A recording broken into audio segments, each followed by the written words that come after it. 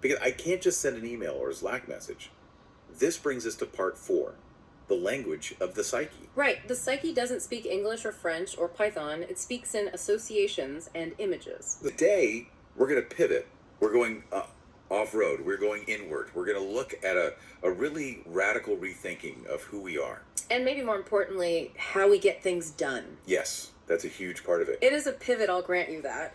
But I'd actually argue this might be one of the most practical deep dives we've ever done. Really? More practical than, say, global economics? I think so. Because if you just look around, what is the number one complaint people have right now? It's not. It's not a lack of technology. It's not a lack of resource. For most of us in the developed world, it's burnout. It's absolute soul-crushing burnout. It's the feeling of being stuck. It's this sense that life is just an endless series of hurdles that you have to jump over one after another, and you're exhausted. Oh, absolutely. It's the grind.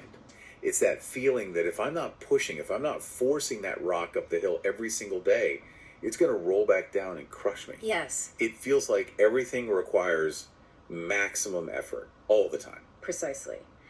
And the material we're diving into today, it challenges that fundamental assumption. It suggests that the grind, what the source material we're looking at calls the rational approach, might actually be the very thing getting in our way. So we're the ones making the rock heavy. It suggests the rock is only heavy because we're pushing it the wrong way, and that there is another way to operate a natural way that is far more efficient, far more effortless. Okay, so let's get into the source material. We're talking about the works of Jane Roberts, specifically 2 of her books, The Nature of the Psyche and The Magical Approach. That's right. Now, before we dive into the meat of this, we really have to address the elephant in the room.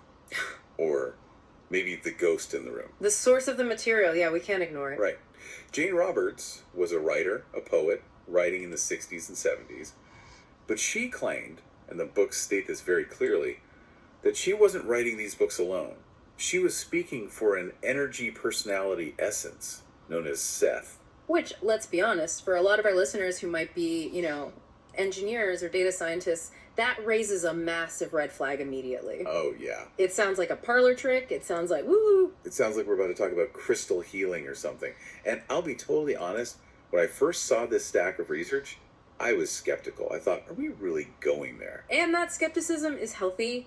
It's good. Yeah. But here is the mission for this deep dive. I want us to look at the content, regardless of the packaging it came in. Judge the message, not the messenger. Exactly. Whether you believe Seth is a spirit or a ghost, or maybe a sub-personality of Jane's, or just a deeply, deeply tapped in part of her own subconscious genius.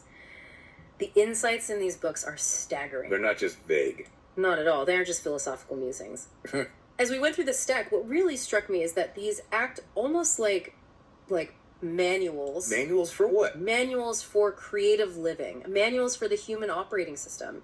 Because the central argument here, the core premise, is that we have completely forgotten how to use our own minds. We have the wrong user guide. We're trying to perform surgery with a hammer and then wondering why it's so messy and painful and doesn't work. Okay, that's a compelling hook. Yeah. If this is a user manual for the brain or the soul, whatever we want to call it, I want to read it.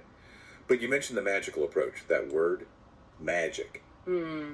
It triggers a lot of people. It does. It implies fakery or, breaking the laws of physics. And that's the very first misconception we need to clear up. In the context of these books, magic doesn't mean pulling rabbits out of hats. It has nothing to do with casting spells in Latin. So no wands. No wands. It refers to the natural. The source argues that our definition of nature has become so sterile, so mechanical, so Darwinian in that survival of the fittest sense, that we've forgotten that the natural state of life is actually miraculous. It's about effortlessness. It's about flow. Okay, so the hook here, the promise to you, the listener, is that we're going to break down why trying hard is so often the problem. We're going to unpack this concept of the magical approach versus the rational approach. And we're going to look at the language of the psyche. Because apparently, we've been trying to solve life's biggest challenges with a completely wrong tool. Exactly. We're trying to solve emotional and psychic problems with linear logic. And it's jamming the gears. It's creating friction where there should be none. Okay, let's get into it. Before we can talk about the how, the magical approach, we have to understand the what. What are we? What is this thing the source calls the psyche? Because it's very specific that it's not just the brain. Right. And this is This is a crucial first step. In our modern, materialist worldview, we tend to conflate the mind, the brain, and the self. They're all the same thing. We think they're all the same. We think the psyche is this finished product housed inside our skull. It's like a computer hard drive. It learns things, it stores data, and then when the body dies, well, the drive is destroyed. End of story. Right. I have a brain, therefore I have a psyche. It's a noun. It's a thing. Seth, the voice in these texts flips that entirely on its head. He describes the psyche not as a thing, but as a bank. A bank. Okay, explain that. What does that mean? Imagine a bank, but not of money. A bank of potentials. It's a vast, infinite reservoir of all human characteristics. Every single trait you can imagine. Male, female, creative, intellectual, intuitive, aggressive, nurturing, mathematical, artistic, all of it. It's all there in the vault. It's like a library of traits. It's a repository of consciousness, exactly. And so where do I fit in? The guy sitting here holding this microphone, who am I in that analogy? You are a specific withdrawal. What withdrawal? You are a focus. The Source calls it a gestalt of aware energy. To exist in this specific physical life, you have drawn upon a certain mix of those characteristics from the bank to create your current identity. But, and this is the absolute key, you didn't withdraw everything. I didn't empty the vault. Not even close. The rest of the bank is still there, it's still yours, it's just not currently active in your immediate foreground. So my identity, the person I think of as me, isn't the whole picture. It's not even a fraction of the whole picture. You are just the tip of a very, very large iceberg. Right. But it goes even deeper than that. We tend to think of our personality as something static. I am an introvert. I am bad at math. I am an anxious person. You treat them like fixed labels on a box. Like, this is who I am, full stop. We cement them. We absolutely do. But the text introduces this concept of continuous creation. The psyche is ever becoming. Ever becoming. That sounds very poetic. But what does it mean in a practical sense? It means you are being freshly created at every single point of existence. The Source says, and I'm quoting here, the psyche, your psyche, is being freshly created at every point of its existence. It is not a statue that was carved at birth and just gets weathered over time. Not a finished product? It's a fire. It's a process. It's a verb, not a noun. Okay, hold on. I need to push back on that for a second. If I'm being created fresh every moment, does that imply that I'm unfinished? Because that sounds a little anxiety inducing. I get that. Like I'm a draft that never gets published. I want to feel solid. I want to feel like I'm a complete person. I totally get that fear. But let's flip it around. If you are a finished product, you're done. You're static. You are literally trapped by your past. But if you're becoming, it means you are in a state of infinite potential. It means that what you consider to be you right now is just one possible configuration of that energy. It implies that change isn't just possible, it's the fundamental nature of who you are. So I'm not stuck with my anxiety or my limitations. You can't be, because the you of 5 minutes from now hasn't been made yet. You have a choice in how it's made. That is actually, wow, that's incredibly freeing. It sort of breaks the chain of cause and effect a little bit. Just because I was depressed yesterday doesn't mean I am hardwired to be depressed today, theoretically. Exactly. You are free to draw a new withdrawal from the bank at any moment. Now, this concept of the psyche gets even wilder when we start talking about time. Oh boy, here we go. The time travel section. Well, not exactly time travel, it's more like simultaneous time. This is where we have to stretch our brains a bit. We experience time linearly, past, present, future. Step A leads to step B, leads to step C, it's a straight line. A one-way street, and we can't go back. And we can't jump forward. Right, that's our perception in this reality. But the psyche, the Source claims the psyche straddles time. It isn't locked into our linear sequence. It experiences the past, the present, and the future all at once. Simultaneously. The analogy they used for this was the television, right? That helped me wrap my head around it. Yes. This is a classic Seth analogy, and it's brilliant for visualizing this. Imagine you are sitting on your couch watching TV. You are tuned in to one station, let's call it Channel Earth, 2026. Good. You are completely engrossed in the drama on that channel. You cry, you laugh, you stress out about the plot twists. To you, in that moment, that show is the only reality. Right. It has my full attention. But while you are watching that show, does that mean that other channels don't exist? Just because you aren't looking at HBO or the Discovery Channel, are they gone? No, of course not. They're just broadcasting on different frequencies. I just had to change the channel to see them. Exactly. The psyche is the television set itself. It is Yeah. broadcasting on many, many channels at once. Our conscious ego is just laser focused on this one show, our current life. But the other channels are still playing. The psyche is also broadcasting your dreams, it's broadcasting other probabilities, maybe even what we call past lives or future selves. They are all happening now, just on different frequencies of consciousness. So if the psyche is the TV, that means I, the watcher, am actually much, much larger than the character on the screen. Yes. And the problem is, we think the show is the only reality. We forget we're the watcher. So when the plot takes a turn we don't like, we lose a job, a relationship ends, we panic, we think the world is ending. We forget we're supported by the whole network. We forget we have the remote control. Wow. That connects to this other really mind-bending idea in the stack, molecular language. Because it seems as the source is saying this isn't just a mental thing, it's a physical, biological thing. Oh, this part was deep. I had to read it a few times. It's the idea that our bodies themselves are a form of language. Explain that. Because when I think of language, I think of words, think of grammar, sentences. Think about it this way. We use words to communicate ideas, but the existence of a spoken language implies a speaker, right? You don't just have words floating in the air without a consciousness to form and speak them. Sure, of course. The source argues that our biology, our DNA, our cells, our organs, is also a language. It's a biological alphabet. Your physical body is a sentence being spoken into existence. So the fact that my heart is beating and my cells are dividing, that's a sentence. What is it saying? It's saying, I am. It's saying, I exist. And if there is a spoken sentence, your physical body, there must be a speaker. That speaker is the inner self, the psyche. Your physical existence is literally the psyche speaking itself into matter. That completely reframes the whole body versus mind debate. We usually think the mind is a ghost in the machine. Right, a separate pilot. But this suggests the machine is the ghost, just made dense. You can't be separated from your source any more than a spoken word can be separated from the person speaking it. At least in the moment of its speaking. Which means my body is intelligent. My physical reality is meaningful. It's not just random atoms bumping into each other in a void. Exactly, it's a conscious expression. Okay, so we've established the landscape. We are these vast, multi-dimensional, ever-becoming entities who are literally speaking ourselves into physical reality from a bank of infinite potential. That's the who. It's a big who. It's a massive who. But now we have to get to the how, because this is where the rubber meets the road. Yeah. If I am this powerful, multi-dimensional being, why can't I pay my rent? Why am I stressed out about my performance review? Because you've been taught to use the wrong approach. The source draws this very sharp, clear line between two ways of operating in the world. The rational approach and the magical approach. And this is where we have to be careful, because rational usually sounds like a compliment in our society.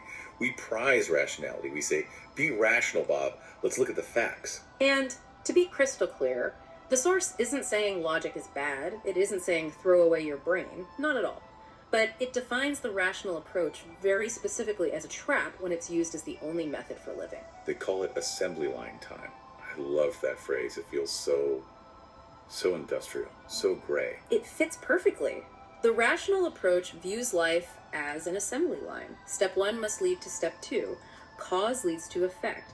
If I want to be happy, I must do X, then Y, then Z. It's linear, it's rigid. It assumes that time is this fixed track that we are strapped to. And the problem with the rational approach, according to the text, is what it does when we face a problem. Let's say, I don't know, a financial crisis or a health scare. What happens then? The rational mind, when faced with a problem, tends to stare at the bare facts. It obsesses over the obstacle, it analyzes the obstacle, it measures the height, the width, and the depth of the obstacle. Which sounds responsible. You have to know what you're dealing with. Right. It feels responsible. But then, because it's trapped in that linear assembly line time, it projects that obstacle into the future. It starts simulating all the terrible outcomes. If this fact is true today, the next month X will happen, and then I'll be ruined. And then It becomes a fear-generating machine. it generates immense fear. It treats the intellect like a lone soldier fighting a battle against a hostile universe. The paranoia of the intellect. That was another phrase from the book. Yes, the intellect becomes paranoid because we've given it a job it was never designed to do. We've told the rational mind, you are responsible for everything. You have to figure out the how for every single desire. You have to predict and prevent every danger. And the rational mind just, it freaks out. It can't possibly have the processing power to manage the entire universe. So it cuts us off from our support. It creates this profound disconnection. We feel like it's us against the world, man versus nature. Exactly. And this brings us to the alternative, the solution, the magical approach. Okay, let's clarify magic again. Yeah. We aren't talking about Harry Potter. No, it is the natural approach. It is the approach of the animal or the plant. The source asks us to just look at nature. Does a cat worry about how its digestive system is going to process its food? No. Does a flower hold a committee meeting to strategize how to turn sunlight into chlorophyll? No. Ugh. They just are. They trust the process implicitly. They exist in a state of effortlessness. They rely on their inner rhythms rather than imposed schedules. The magical approach is understanding that the very same energy that spins the planets and grows the forests is also running your life if you would just let it. It assumes the universe is supportive, not hostile. That's the core assumption shift. The universe is on your side. The source material says the natural person acts with the ease of a plant growing or a cat chasing its tail. But here's my pushback again. Humans are complicated. We have taxes, we have careers, we have complex social dynamics. Can we really act like a cat? Isn't that just being lazy or irresponsible? The source argues that we have made ourselves complicated by denying our nature. We've layered this rigid, artificial, rational structure over a spontaneous, magical self that's still underneath. The core tenet here, and if you, the listener, take one single thing away from this whole deep dive, let it be, this is the phrase, desire is action. Desire is action. I want to drill down on this. Because in the rational world, desire is just a wish. It's totally passive. Action is what you do after the desire. I desire a sandwich, but I had to get up, go to the kitchen, get the bread, get the meat, make the sandwich. That's the action. In the magical approach, the desire itself is the trigger that sets the mechanics of reality into motion. It's not just a wish, it's a command to the psyche. It's the first real step. Okay. The source uses a very vivid dream example from Rob Jane Roberts' husband to explain this, the glass door dream. Right. This is a really lucid section. I love this part. Tell us about the dream. So, in the dream, Rob is in a house and he sees a glass door. And outside is this beautiful, lush garden. He wants to go out there. Now, in a rational scenario, which is how we usually dream and definitely how we live, what does he do? He tries the handle, it's locked. Or he just sees the glass and thinks, that's a barrier, I can't walk through glass. Exactly. So he starts looking for a key. Or he looks for a brick to smash it. He interacts with the barrier. He stares at the fact of the glass. The glass represents the obstacles in our lives, the debt, the illness, the rejection letter. The rational mind hits the glass and says, stop, you cannot go further. But in the dream, he does something different. He uses the magical approach. He realizes on some intuitive level that the glass is just an appearance. He focuses purely 100% on his desire to be outside in the garden. He doesn't worry about the lock, he doesn't worry about the solidity of the glass. He trusts the desire, he ignores the obstacle, and he just walks forward. He walks right through the glass, like it wasn't there. The barrier dissolves. He finds himself outside, in the garden. It's a metaphor, obviously, but it's a really powerful one. Walking through the glass door. It illustrates that the glass, the hard facts we stare at, are often maintained by our staring at them. If we withdraw our focus from the obstacle and place it entirely on the destination, the desire, the universe, rearranges itself to create a path. The rational mind says solidity. The magical approach says permeability. Yes. So applying this to real life, it implies that we just micromanage the method way too much. We obsess over the method. Right. We decide what we want, say a new job, and then we immediately try to force the how. I must send 50 resumes. I must network with these 3 people. I must rewrite my cover letter 100 times. We try to force the door open. We are banging on the glass with our resume. And the magical approach says... The magical approach says, your job is the what. The inner self's job is the how. You hold the desire for the job, you feel the reality of having it, you enjoy the idea of it, and then you wait for the impulse to act. You don't force it, you follow the natural current. But that requires an immense amount of trust. An almost terrifying amount of trust. You have to believe that there's actually something happening behind the scenes when you're not pushing. And that brings us perfectly into part 3, the mechanics of reality. Because to trust this magic, you have to understand the machine under the hood.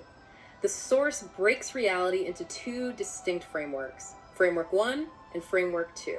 This is the technical part. This is the how it works. Let's break it down. Okay. Framework 1 is physical reality. It's the world of objects, linear time, space, bills, and glass doors. It's what we see with our physical eyes. It's the output. the final product. Okay, that's simple enough. And framework 2? Framework 2 is the inner reality. It is the vast, subjective medium where everything is created. It is the creative source. The source explains that every event in Framework 1, every physical object, every situation you encounter is first manufactured in Framework 2 before it pops into our existence. So Framework 2 is the factory. Framework 1 is the showroom floor. That's a perfect analogy. Absolutely perfect. Framework 2 is the factory where the blueprints are drawn and the parts are assembled. Framework 1 is the showroom where the finished car sits. Now imagine the rational approach. You are in the showroom, Framework 1, and you don't like the car you see. You don't like your life situation. So what do? You get out a screwdriver and a hammer and you start trying to take the car apart right there on the floor. You're trying to fix the finished product. Exactly. You're banging on the metal, trying to reshape it with brute force. It's hard work, it's incredibly messy, you're exhausted, and at the end of the day, the car still looks terrible. And the magical approach. The magical approach is to just leave the showroom, go back to the factory, Framework 2, change the blueprint, change the design specs, and then a brand new, beautiful car rolls into the showroom effortlessly. So when we desire something, when we use our imagination, we are sending a new work order to the factory. Yes, desire is the work order. But if you stand in the showroom screaming, I hate this car, this car is awful, you aren't sending a new work order. You're just reinforcing the existence of the old car. You're telling the factory, see, this is the car I have, make more of this. That makes so much sense. We spend so much of our energy complaining about Framework 1, which is just the echo of what we already created. It's like arguing with a recording. We are fighting the reflection in the mirror. So what is the role of the intellect then? Because the source doesn't say kill the ego. We need our brains. We need to navigate traffic and do our taxes and, function in Framework 1. No, absolutely not. The intellect is vital. The source loves the intellect. But it says it needs to be re-educated. The intellect has become a tyrant when it should be a navigator. Seth says the intellect's proper job is to be the selector. The selector. Its job is to look at physical reality, the showroom, decide what it likes and what it doesn't like, and then set the goal. I desire X. I prefer this over that. That is the intellect's crucial job. Its job is not to do the heavy lifting of making X happen. There was that archery analogy that I thought it really nailed this. It makes the physics of it so clear. Yes, the archery analogy is fantastic. Think of a master archer. The conscious mind, the intellect, is the one that identifies the target. It sees the bullseye. It says, I want the arrow to go right there. It aims the bow. Right. That takes focus. That takes conscious thought and decision. But, and here's the magic, does the conscious mind then calculate the firing rate of the millions of neurons in the arm? Does it consciously adjust the tension of every single muscle fiber? Does it calculate the wind speed and the mathematical arc of the arrow in real time? No. Oh my God, no. If you tried to do that, you'd be paralyzed. You'd probably drop the bow on your foot. You'd miss by a mile. You look at the target, you set the intent, the desire, and then you trust the body. You let the inner mechanics take over. The body knows how to shoot the arrow. The intellect just needs to tell it where to aim and get out of the way. And the release. The letting go of the string. The release is the moment of trust. That is the magical approach. Applying that same trust to your whole life. You set the goal, the career, the relationship, the healing, and you trust the body of the universe, Framework 2, to handle the trajectory. You don't have to carry the arrow to the target yourself. That is such a profound relief to hear.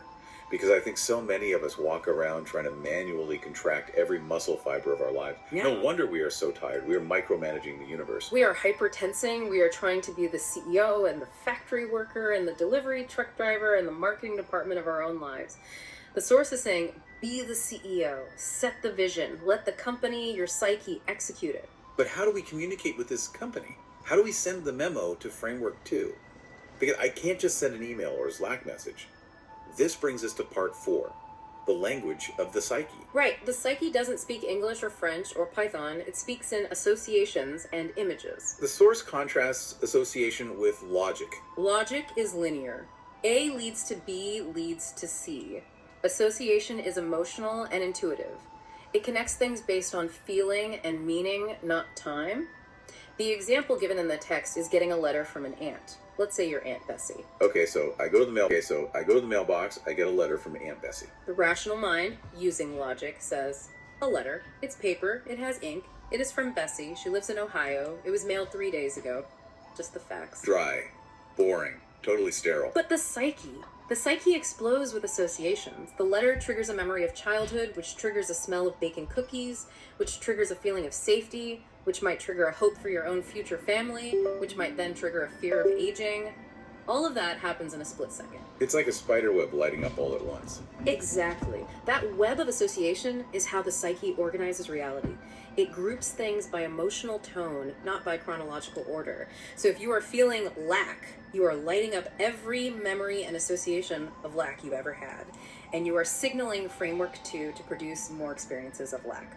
So to change the signal, to send a new work order, we have to change the emotional association. We have to light up a different part of the web. Yes, and the source says our dreams are where this language is most fluent. Your dreaming psyche is awake. That's a key line. We tend to think of sleep as dead time. We shut down, the lights go out, we're offline. But the source says dreams are the laboratory. Remember framework 2, the factory. Dreams are where we go to work in that factory. The night shift. It's the night shift.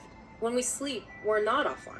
We are processing the data of the day, looking at probabilities, and actually selecting the events of tomorrow. We are doing the heavy lifting in our sleep. We are building the stage sets for the play the next morning. So dreams aren't just random brain firing or digesting the day's pizza. No, they are creative processing. They are the workspace. This is why sleeping on a problem actually genuinely works. You aren't just resting. You are going into framework 2 to engineer a solution from a higher perspective. This brings up the importance of imagination. Because in the rational world, imaginary means fake. It's a dismissive word, else it's all in your head. It's one of the most damaging lies we are taught. According to Seth, we are taught that if you can't touch it, it's not real. But the source argues that imagination is simply your connection to a different kind of truth, a framework 2 truth. They use the example of looking at clouds. I do this all the time. I look up, I see the clouds, and I feel, expanded. I feel like I am the cloud for a second. I feel floaty. Right. Now the rational mind immediately chimes in and says, that's a delusion. You are a carbon-based biped standing on the ground. That is water vapor 5,000 feet up in the air. You are separate objects. Stop being weird. The rational mind is a total buzzkill. It is. But the magical approach says that feeling of oneness, that imaginative emotional connection, is a valid data point. It is a psychic fact.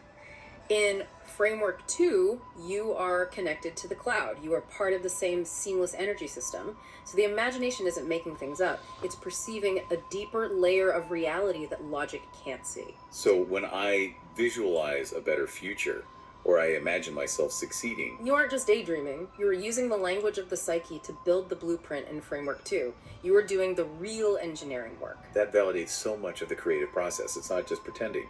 It's construction. It is inner engineering, and it's the most important work you can do. I want to move to part 5 because the source takes this idea of limitless potential from the bank of the psyche and applies it to our identity in a really interesting, and maybe for some, a controversial way. Breaking barriers. Specifically, it talks about sexuality and creativity. This is a fascinating section. The source essentially argues that we have handicapped ourselves tremendously by rigidly defining male and female. They say the psyche is bisexual. But they don't just mean sexual preference here, right? It's a bigger concept. No, it's much, much broader. It means the psyche, that bank of potentials, contains all human characteristics. But our society has decided that logic, aggression, intellect are male traits. And intuition, emotion, creativity, nurturing are female traits. The blue box and the pink box. And you have to pick one. Right. So if you are a man and you have a strong intuition or a powerful desire to be nurturing, the rational societal view says, suppress that. That's not you. That's weak. If you are a woman and you have a driving, aggressive intellect, you're told, tone it down. That's not feminine. Be nicer. We are voluntarily cutting off access to half our power supply. We're telling the bank manager, don't let me withdraw from those accounts. Exactly. We are choosing to operate at 50% capacity. The natural person, the magical self, draws from the whole bank. It uses logic and intuition. It uses aggression when needed and nurturance when needed. It doesn't care about the labels. And how does this connect to creativity? The source says that love is the fundamental force of being, and creativity is its expression. Sexuality is just one very powerful way that love is expressed, but it's not the only way. When we deny ourselves the full range of our male and female characteristics, we dam up that creative energy. And we get, what did the book call it? Yeah. Sexual caricatures? Yes, instead of whole, integrated human beings. And to use the magical approach, You need access to your full humanity. Yeah. You need your intuition and your logic working together as a team. You need the whole arrow and the whole bow to hit the target. It's about integration, not separation. It is all about integration and expanding your identity. The Source challenges us to stop identifying just with our job title or our physical body or our gender label. You need to start identifying with the wandering self. The wandering self. That sounds like a nomad or something. It's the part of you that explores the psyche, the part of you that dreams, the part of you that feels connected to the clouds. That is the true source of your power. And this is so critical, that power is not something you have to earn. Say that again, because that goes against the Protestant work ethic and basically all of modern culture. You do not have to earn your existence. You do not have to earn the support of the universe. The energy that keeps the universe running is yours by right of birth. The magical approach assumes the universe is fundamentally friendly and supportive. That is a hard pivot for people who feel like life is a battle. You know, life is hard and then you die. It's the hardest pivot. But the rational approach, the life is a battle view, is what creates the resistance. If you assume the universe is hostile, you will constantly be building fortresses. You will be defensive. You will be tight and tense. And if you're tight, you can't shoot the arrow. Exactly. If you assume the universe is supportive, you can finally take down the walls. You can relax. And in that state of relaxation, the magic happens. The impulses come. The path appears. Okay, this is all incredibly inspiring, but I want to get really practical. We promised the listener the art of effortless living. How do we actually do this? Part 6. Practical takeaways. Let's start with the definition of work. We need to completely redefine it. We need to move away from effort and toward value fulfillment. Value fulfillment. It sounds a bit corporate, honestly, like something from a mission statement. Our values are excellence and synergy. It's not corporate, it's biological. Think of a rose. When a rose grows and blooms and releases a beautiful scent, it is fulfilling its value. It is being the best, most complete rose it can be. But does it struggle? Does it strain and stress? No. It just unfolds. Value fulfillment means doing things because they fulfill a deep natural value within you, not because you think you should do them to get a result. It means following the path of greatest joy and least resistance, not the path of most resistance because you think struggle equals worthiness. But the most counterintuitive advice from the source, and the one I personally struggle with the most, is about relaxation. Relaxation is the champion of creativity. In our hustle culture, relaxation is the enemy. Relaxation is lazy. If I'm not stressed out of my mind, I'm not working hard enough. That is the trap. That is the rational mind's biggest lie. Seth argues that when you are relaxed, you take your foot off the hose. You stop pinching the energy flow. When you are tense, you are blocking the information from framework 2. You are staring at the glass door so hard you can't see that the handle isn't even locked. So if I'm stuck on a problem at work, the rational approach is stay at the desk, drink more coffee, stare at the screen until my eyes bleed. Force it. And the magical approach is go for a walk, take a nap, play with the dog. Because in that relaxation, the conscious mind steps back, the panic subsides, and the inner self can finally shoot the arrow. The solution can pop into your head. It's the shower thought phenomenon. Why do we always get our best ideas in the shower? Because we aren't trying. We are relaxed. The channel is open. Seth is basically saying, live your whole life like you're in the shower. Okay, maybe with clothes on. But trusting impulses is another big one. Yes.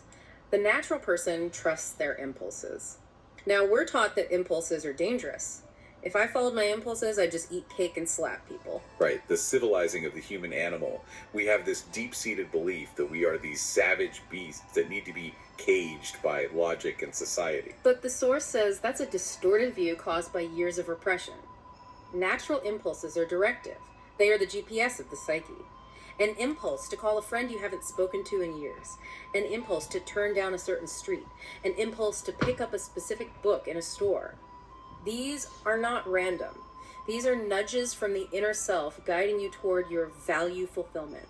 So we need to relearn how to listen to those little nudges instead of immediately dismissing them as illogical. Exactly. Stop analyzing them to death and start following them, even in small ways. See what happens. The text actually gives some specific exercises for this. I want to share these because they are things you, the listener, can try today. The first one is the airplane view. This is a great perspective shifter. It's a fantastic exercise. The instruction is simple. As you are walking down the street, maybe you're rushing to a meeting, feeling stressed and small. Okay, I'm stressed. I'm on the sidewalk. Imagine, and try to feel it vividly, that you are simultaneously in an airplane looking down at yourself walking on that street. See the tops of the buildings, see the tiny little cars, see the tiny you down there. So I'm bilocating in my mind. You are stretching your consciousness. You are breaking the fixation on the little ego stuck on the sidewalk. It reminds you that you are a multidimensional being, you are the walker, and you are the watcher. It pulls you out of the immediate stress. It makes the problem look small and manageable. I love that. It's instant detachment. And the second one is the doorway concept, which ties right back to Rob's dream. This is for when you feel blocked. You have a problem that feels solid and impassable. Imagine the solution is just on the other side of a door. But instead of thinking about how to pick the lock or how heavy the door is, Don't stare at the facts of the door. right, just imagine the feeling of being on the other side. Imagine what the air feels like over there. Imagine the relief. Imagine yourself just walking through the door. Visualize the barrier dissolving. You focus on the desire, the destination, not the barrier. Correct. You tell yourself, my desire is the key, my desire is the action. And you visualize the barrier becoming permeable. It sounds simple, but it retrains your brain to stop validating the obstacle. It sends a message to Framework 2. The door is open. And the last one is really profound. It's about changing the past and future, using the point of power. The point of power is the present moment. It is the only place where you can act. The source says you can actually alter your past, not the physical facts of what happened, maybe, but the psychic impact of them, which is what really matters. How? Because the past is done. It's over. Is it? Remember simultaneous time? The past is still broadcasting on another channel. If you have a memory that hurts you, say, a moment of failure or embarrassment, it is currently affecting your vibration. It's affecting your Framework 2 blueprint right now. So I'm reliving it and recreating from it. You are rebroadcasting it into your present and future. The exercise is to go into that memory in the present moment and consciously change it. Change the outcome in your imagination. Comfort the younger self. See the event from a wiser perspective. You edit the tape. You edit the tape, and by doing that, you change the signal you are sending out now. You heal the timeline. You aren't a victim of your past. You are the creator of your timeline, acting from the center point of now. That is heavy. That really puts the responsibility and the freedom right back in our hands. That's the ultimate message. You are not a cog in a machine. You are the machine, the operator, and the power source, all in one. So let's wrap this up. We've gone from the bank of the psyche through the glass door into the factory of Framework 2, back to this powerful present moment. What is the big aha here? What's the final takeaway? For me, it's the profound realization that we don't have to go it alone. The exhaustion and the burnout we feel comes from a fundamental misunderstanding of reality. We think we are isolated intellects fighting a chaotic, hostile universe. The shift, the deep dive takeaway is realizing that we are supported by a conscious, intelligent, responsive universe. We are part of the web, not a fly caught in it. We have backup. We have infinite backup. Yeah. I want to leave the listener with a final thought, something to chew on this week. Picture the natural person. Picture a child or an animal, like a cat or a dog. They live completely and totally in the present moment. They trust implicitly that their needs will be met. They don't worry about whether the sun will rise tomorrow. They just live. They just are. Here is the provocative question. Just are. Here is the provocative question. If the universe is doing the heavy lifting of keeping the planets in orbit, keeping the oceans in their tides, and keeping your own heart beating without a single ounce of your conscious effort, why don't you trust it to handle your career? Why don't you trust it to handle your relationships? Why do we think we are the one exception to the universal flow, the one thing that requires constant forced effort? Exactly. Why do we think we have to push the river? That is a powerful place to stop. So here is our challenge to you, the listener. Just for today, or maybe just for the next hour, try the magical approach.